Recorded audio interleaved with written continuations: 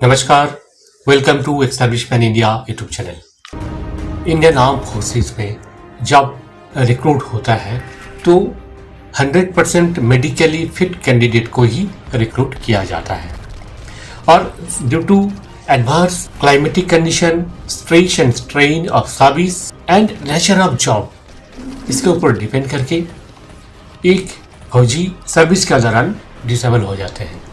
पर इस डिसेबिलिटी को जैसे मेडिकल अथॉरिटी असेस करते हैं, कई बार ये देखा जाता है कि डिसेबिलिटी डायरेक्टली एट्रीब्यूटेबल टू या फिर एग्रीवेटेड बाय मिलिट्री सर्विस, यानी कि उस डिसेबिलिटी का बजाय इस डिसेबिलिटी का जो कारण है वो मिलिट्री के साथ रिलेटेड है। पर कई बार ऐसी भी कुछ डिसेबिलिटीज पाया जाता है जिस डिसेबिलिटी को medical authority, Indian defence authority service का साथ रिलेट नहीं करते हैं, यानी कि आपका disability not attributable and not aggravated माना जाता है। तो इस केस में अगर ऐसी कोई केसेस है और बंदे को बोर्ड आउट किया जाता है तो इन जनरल देखा गया कि अगर बंदे का सर्विस 10 साल से कम है तो उनको किसी तरह का पेंशन नहीं मिलता है, केवल मात्र कुछ लमसम अमाउंट इनवैलिड ग्रेचुइटी का नाम से जाना जाता है। ऐसे कुछ थोड़ा बहुत कुछ अमाउंट है जो जिंदगी जीने के लिए बिल्कुल इनसफिशियंट है, थोड़ा सा कुछ अमाउंट देके घर भेजा जाता है और किसी तरह का कोई पेंशन उन्हें नहीं दिया जाता है।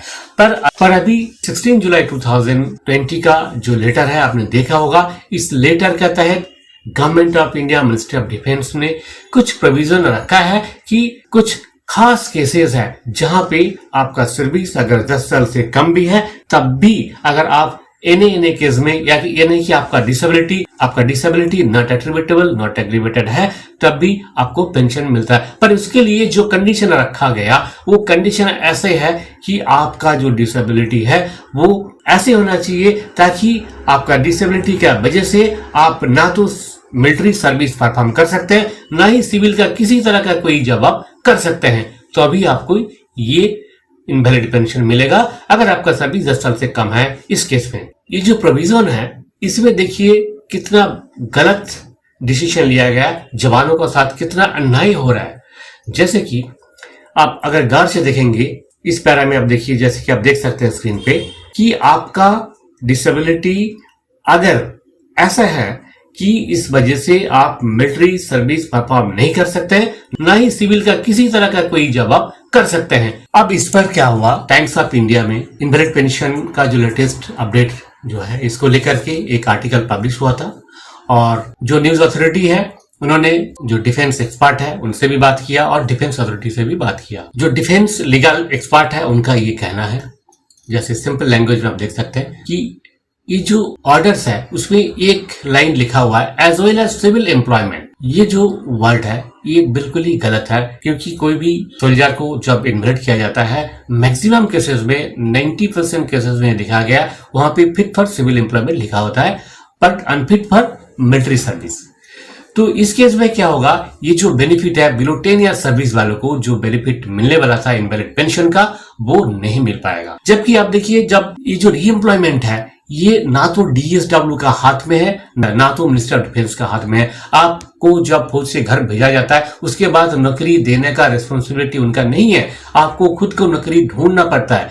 तो अगले नौकरी में आप फिट है या नहीं है ये सब कुछ इसमें जिक्र करने का कोई मतलब ही नहीं है, बेमतलब है।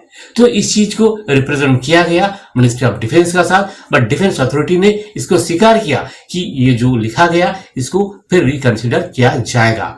अब उम्मीद है कि थोड़ी दिनों में ये जो प्रोविजन है इसको मॉडिफाई किया जाएगा ताकि इसका जो सही लाभ एक्चुअल हर एक सर्विसमैन को मिल सके, ताकि उन्हें कम से कम जीने लायक एक लाइफ सपोर्ट तो मिले।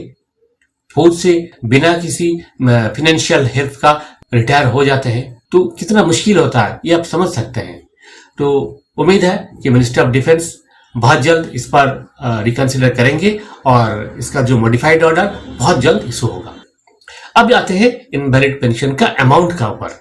देखिए इनवैलिड पेंशन का जो अमाउंट है वेरी सिंपल है। आप अगर आज का डेट में नॉर्मल सर्विस पेंशन आते हैं तो आपको कितना मिलना था, आपका जो बेसिक पे, मिलिट्री सर्विस पे, क्लास पे एंड ग्रुप एक्स पे, यानी कि ये चारों का जो टोटल होता है इसको कहा जाता है एमोलूमेंट्स। इस एमोलुमेंट्स का 50%, मान लीजिए जैसे कि आप स्क्रीन पे देख सकते हैं, जो एक एग्जांपल मैंने यहाँ पे रखा है, किसी सोल्जर का बेसिक पे है 32,000, मिलिट्री सर्विस पे है 5,200 और एक्स ग्रुप का पे है 6,300 और क्लास पे है 500।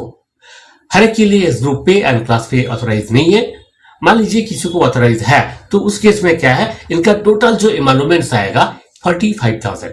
तो ये 45,000 का सीधा 50% यानी कि 22,500 रुपए ये होगा आपका इनवैलिड पेंशन। हर महीना आपको ये जो अमाउंट है एज ए बेसिक पेंशन आपको मिलेगा। इन एडिशन इसका ऊपर जो आपको डीए यानी कि पेंशनर के केस में इसे डीए नहीं कहा जाता है, डीआर यानी कि डियरनेस रिलीफ कहा जाता है। तो इसके ऊपर जो एप्लीकेबल रेट है आज का डेट में, जैसे 17% रेट है, तो 17% का आपको डीआर भी मिलेगा।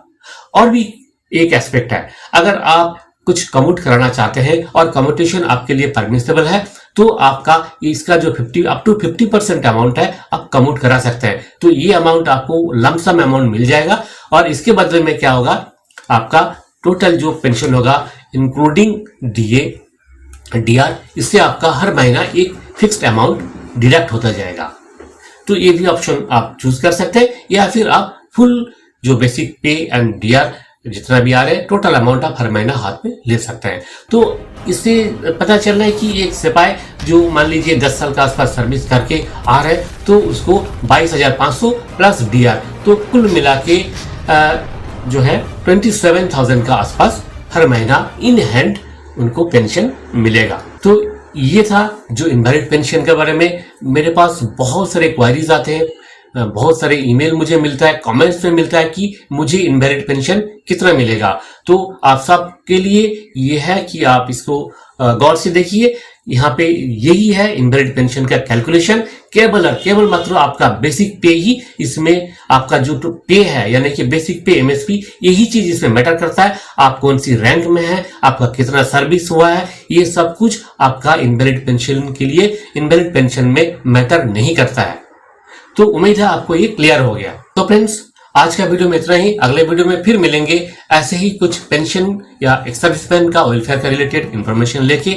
अगर आपने इस चैनल को अभी तक सब्सक्राइब नहीं किया तो जरूर सब्सक्राइब कीजिए, लाइक कीजिए, शेयर कीजिए। जय हिंद, जय भारत।